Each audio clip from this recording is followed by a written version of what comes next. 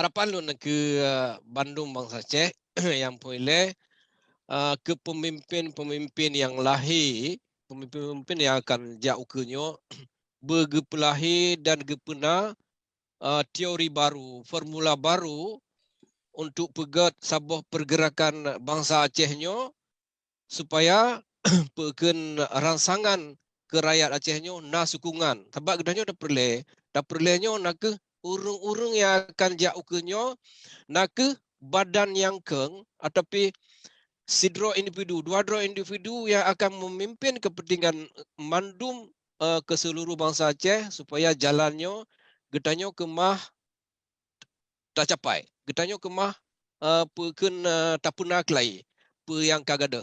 Sebab menyohana formula baru, tak setet langkah-langkah awal dan program-program awal, krisis kepemimpinan dan macam-macam pe yang dipegat oleh pemimpin uranyo, maka gedanyo akan terbentur bak masa yang sabar. Benar kepercayaan.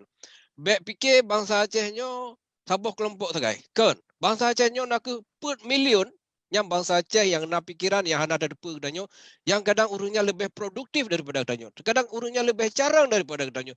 Jadi sikap yang kalepah, sikap zaman yang boh gedirjo. Buka peluang ke Bandung bangsa Aceh, ke Bandung cendekiawan dan urang yang fikir bangsa Aceh je bi peluang untuk gedanyo saban-saban tak megrak dan saban-saban tak pernah kemerdekaan kelai.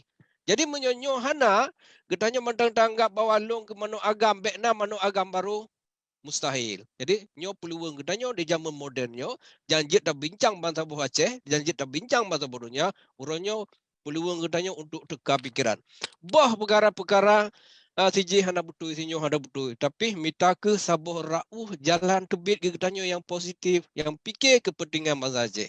Nyo sebagai harapan yang gedanyo jit pegah sementaranya. InsyaAllah mungkin lain waktu jit peken tak bincang lagi dan tak pernah topik-topik baru. InsyaAllah. Lagi yang mendang.